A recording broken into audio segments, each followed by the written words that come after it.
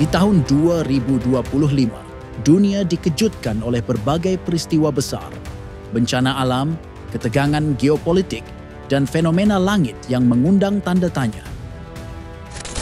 Salah satu yang paling ramai diperbincangkan adalah dua gerhana yang terjadi di bulan Ramadan. Dalam beberapa riwayat, fenomena langit sering dikaitkan sebagai pertanda sebelum kemunculan Imam Mahdi.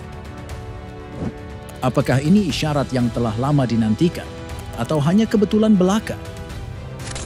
Namun, bukan hanya dua gerhana yang menjadi pusat perhatian.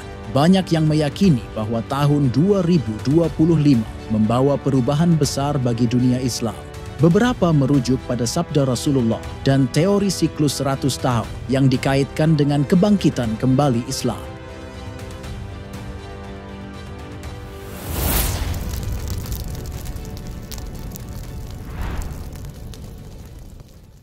Assalamualaikum sahabat beriman. Sebelum kita mulai, mari sejenak kita luangkan waktu bersyalawat kepada Nabi Muhammad sallallahu alaihi wasallam. Allahumma sholli ala sayyidina Muhammad wa ala ali sayyidina Muhammad. Semoga dengan salawat ini kita semua mendapatkan syafaat di hari kiamat nanti. Kemudian subscribe dan like video ini agar kita sama-sama mendukung channel Islam berkembang. Amin ya rabbal alamin.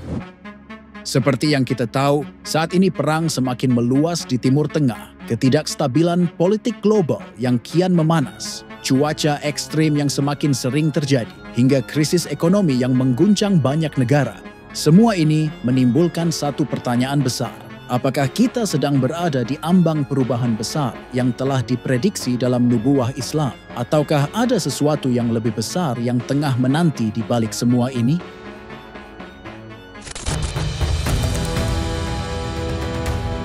Menurut berbagai hadits syahih dan hasan, terdapat beberapa tanda besar yang akan mendahului kemunculan Imam Mahdi. Banyaknya fitnah dan kekacauan. Rasulullah bersabda bahwa sebelum munculnya Imam Mahdi akan terjadi banyak fitnah, peperangan, dan perpecahan di kalangan umat Islam. Munculnya pemimpin yang zalim, akan ada penguasa yang menindas rakyat, banyak ketidakadilan, dan masyarakat yang semakin jauh dari nilai-nilai Islam. Perebutan kekuasaan di Jazirah Arab. Hadits menyebutkan bahwa akan ada perselisihan dan perebutan kekuasaan di antara para penguasa sebelum munculnya Imam Mahdi. Munculnya pasukan dari timur. Dalam beberapa riwayat disebutkan bahwa akan ada pasukan yang datang dari arah timur dengan bendera hitam yang menandai awal perubahan besar. Tanda-tanda langit. Selain gerhana yang disebutkan dalam beberapa riwayat, munculnya suara dahsyat dari langit juga dikaitkan sebagai salah satu tanda besar sebelum kedatangan Imam Mahdi. Turunnya hujan dan kelimpahan rezeki. Setelah banyak kekeringan dan bencana, akan ada masa di mana hujan turun dengan deras dan tanah menjadi subur kembali. Lantas, bagaimana dengan hadis yang menyebutkan bahwa kemunculan Imam Mahdi akan didahului oleh fenomena dua gerhana yang terjadi sebelum kedatangannya? Dalam berbagai riwayat, terdapat isyarat mengenai kejadian luar biasa yang akan mendahului kemunculan Imam Mahdi. Salah satunya adalah hadits yang disebutkan oleh Imam Baihaqi dalam Al-Sunan Al-Kubra yang menyatakan bahwa akan terjadi gerhana matahari dan bulan pada bulan Ramadan sebagai tanda-tanda Imam Mahdi. Akan ada dua kali gerhana dalam bulan Ramadan sebelum kemunculan Mahdi.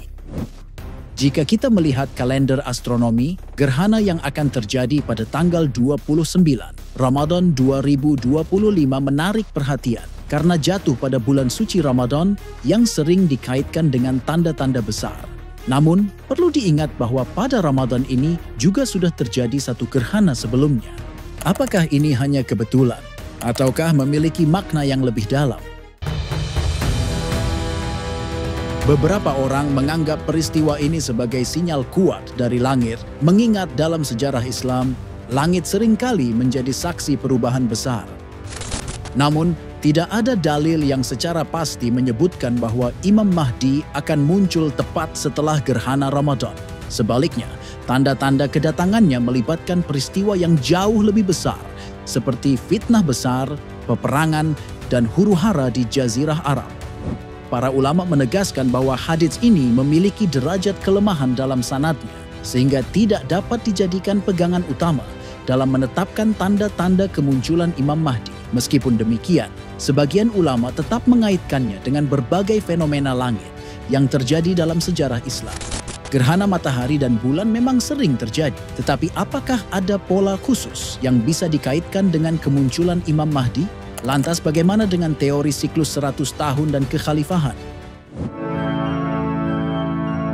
Rasulullah bersabda, sesungguhnya Allah akan membangkitkan untuk umat ini pada setiap akhir 100 tahun seorang yang akan memperbaharui agamanya. Hadis riwayat Abu Dawud. Salah satu argumen yang sering dikaitkan dengan tahun 2025 dan kedatangan Imam Mahdi adalah teori siklus 100 tahun yang disebutkan dalam beberapa hadits. Sejumlah ulama menafsirkan bahwa setiap abad akan muncul seorang pembaharu agama, mujaddid, yang membimbing umat ke arah yang lebih baik.